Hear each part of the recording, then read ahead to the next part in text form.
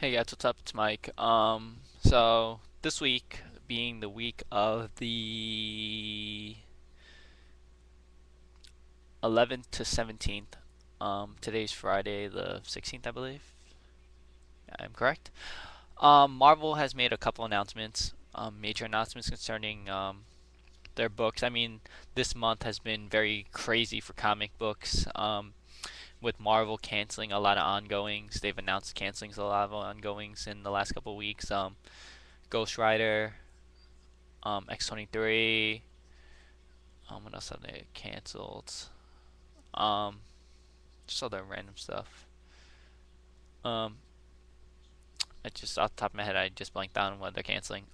But like those two prominent books are being canceled. Um, and they announced a couple of new ongoings that I'm actually somewhat excited for. So this is just a couple like just a thoughts and reaction about Marvel's big announcement. I'm gonna be doing a DC one, two and a couple and next. But so Marvel this week announced a couple of new books. Or several new books. The first one, which is actually a really interesting prospect for me, is spinning out the Dark Archangel saga on X Force. My recommender is going to be in Age of Apocalypse ongoing. For those who don't know, what Age of Apocalypse is basically an alternate future where Apocalypse he took over the world, and the X Men are at some of the very classic X-Men that we all know and love are actually part of Apocalypse's faction. You know, they're his soldiers, and some of the X-Men we sort of don't expect it are freedom fighters against Apocalypse. Most recently in Uncanny X-Force, we saw that you know the X-Men that are part of the Age of Apocalypse X-Men.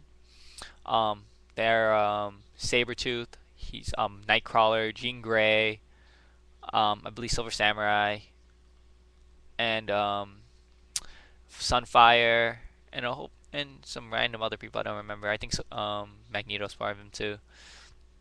And part of the Age of Apocalypse faction, we have Bobby Drake, Iceman, Cyclops. If for those who read the miniseries back when Age of Apocalypse came out, or was like first originated, Cyclops, he owned the one-eyed Cyclops, and a whole bunch of other X-Men. Those are the most prominent members off the top of my head. I don't remember like Age of Apocalypse a long time ago.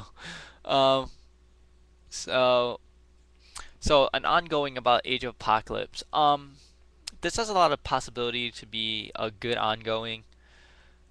Um, if they focus less, I mean, Apocalypse is sort of dead at this point, but um, that hasn't changed the future, him being dead. But I guess if they focus less on how the future sucks and is dystopian and trying to make it more about, trying to end the reign of Apocalypse and just more character interactions, I guess it'll be a good ongoing. I mean, it's gonna be tough trying to promote this sort of ongoing, especially about an alternate world where people already know. Like that's been around for a long time and has been a prominent like part of X Men books. The whole theory of X Men is to prevent the Age of Apocalypse, to prevent Apocalypse from taking control, and that's why Apocalypse has been such a prominent villain or character in Marvel, because he's a big threat. Like he decimates the world and rules it with an iron fist. Um, Other than that,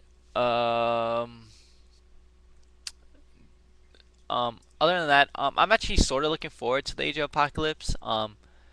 Because when I was a kid, I really didn't grow up reading Age of Apocalypse stuff. I'm pretty sure Age of Apocalypse came out before. Like I'm a '90s baby,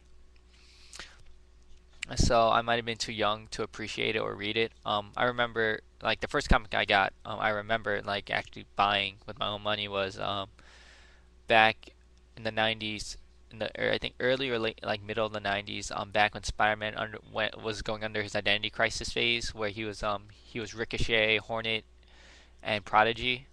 Back when Tarantula was like a major villain or something like that.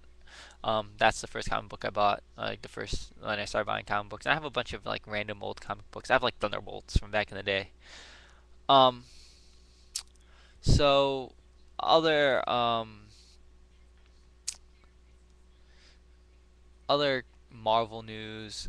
Um, they Marvel announced a new how, they Marvel also announced the end of Jason Aaron's run on Wolverine. Jason Aaron, he's been the writer for a long time. I think it's been about three. Like he's gonna be ending it with issue 300, which is actually issue 30, but they changed the numbering or something like that.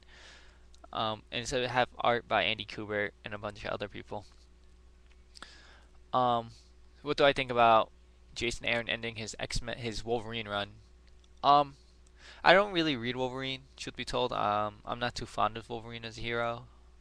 I mean, I read books that he's in. I don't read just Wolverine. I read Wolverine, X-Men, things like that, which he writes.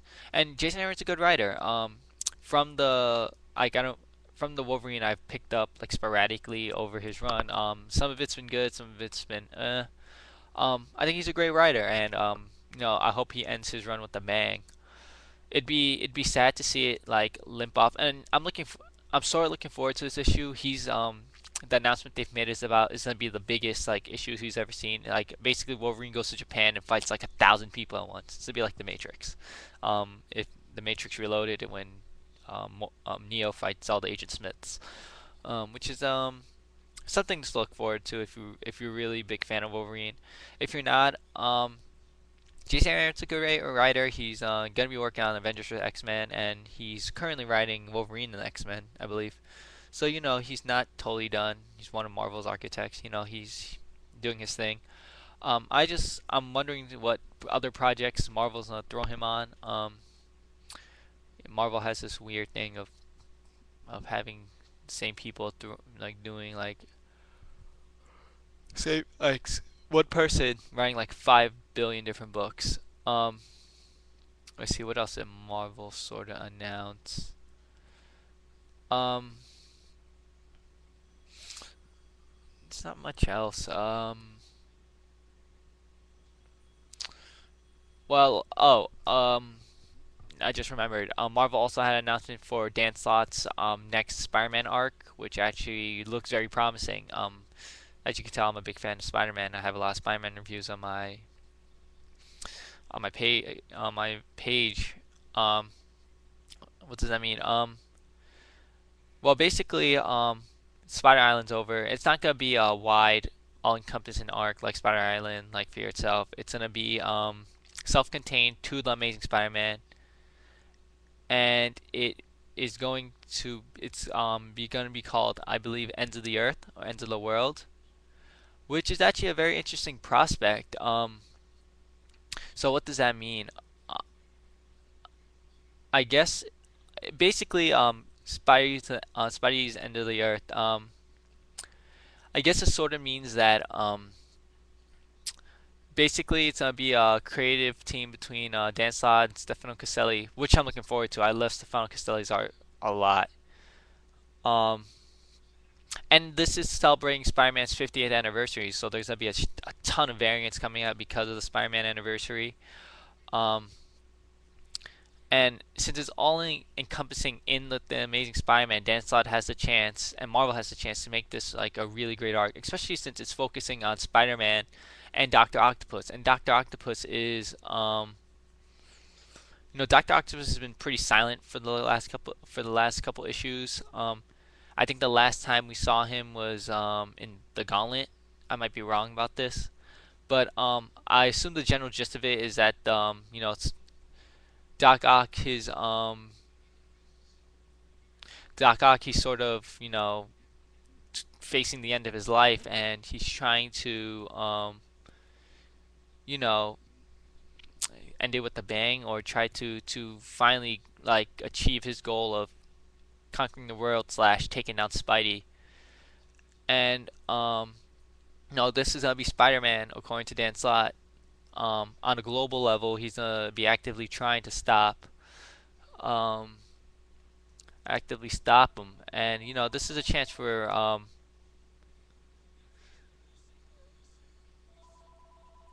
yeah, so it's gonna be a great chance for Slot to expand his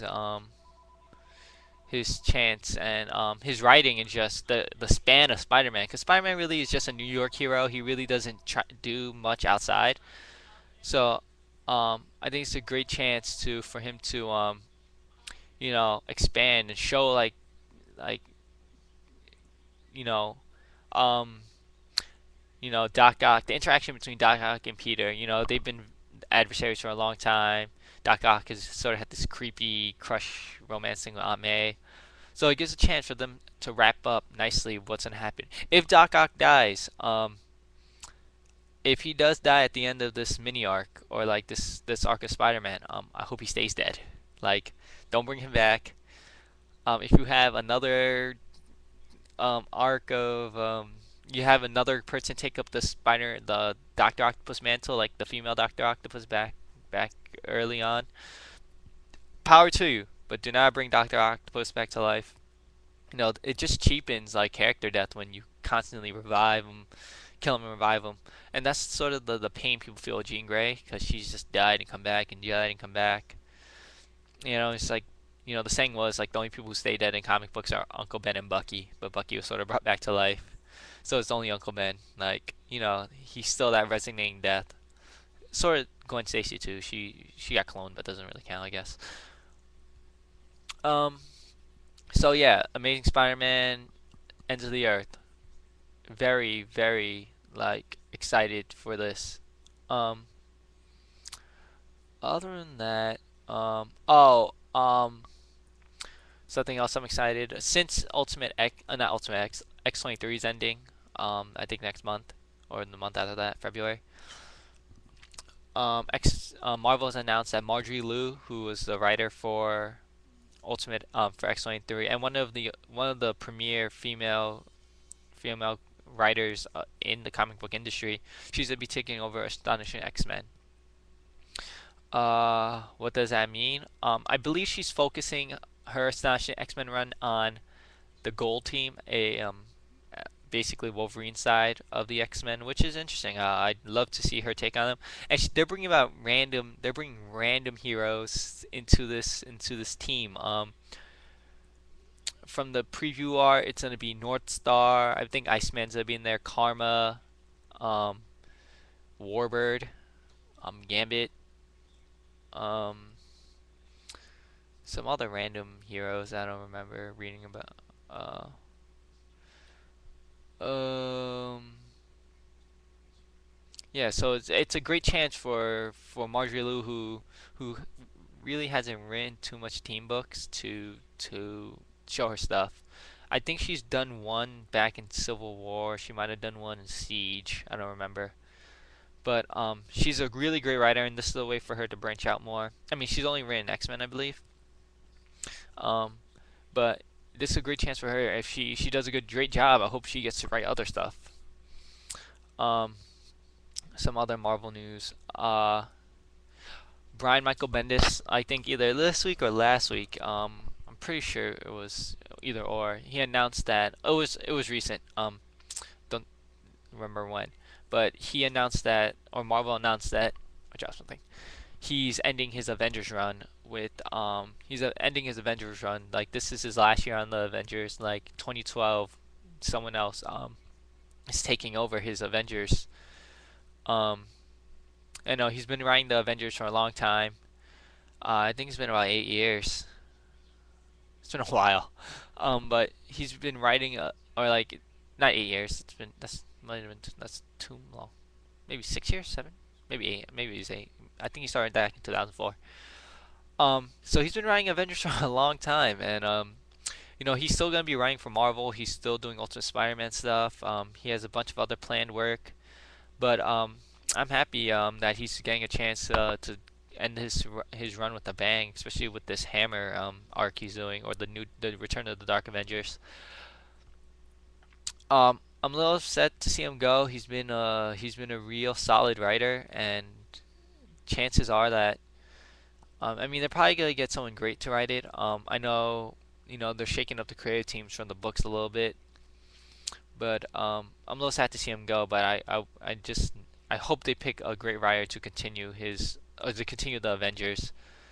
Um, Especially since the artwork is by Daniel Kuhner at this point, and Daniel Kuhner is a great artist, and I hope they pick a great writer to pair up with him if he stays on art. Um, Other than that, not much like um Marvel news that I remember off the top of my head. Or um oh well the the most prominent of recent news is probably being my last part of the video is the death of Joe Simon, who is a co-creator of Captain America. Him and Jack Kirby. Jack Kirby is another. He's a major part. He helped co-create, I believe, the Fantastic Four. Well, Joe Simon helped co-create Captain America, not Stanley. But Joe Simon, he died. He was 98. He was just at Comic Con recently. His Comic Con this year, signing and meeting fans. So it was a big surprise when he passed away. And a lot of people have passed away in the last like month and a half. Um, for DC, the prominent DC writer is Jerry Robinson.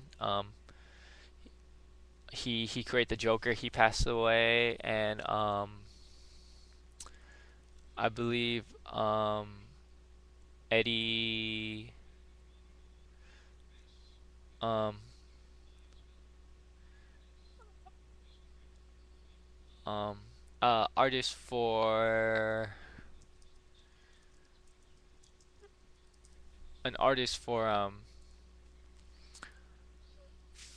Teen Titans, a pretty prominent artist. Totally forgot his name. Like I'm just doing this off the fly. Oh, what's his name?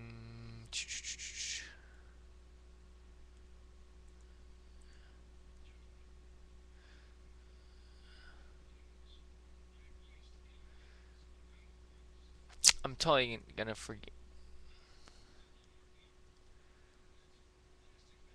Totally forgot his name. It's Eddie something. I'll remember it later, but I don't want to keep the video going too long. So yeah, pretty prominent comic book artists, like writers and artists, have died. And it's a big hit. It's a big hit to the comic book.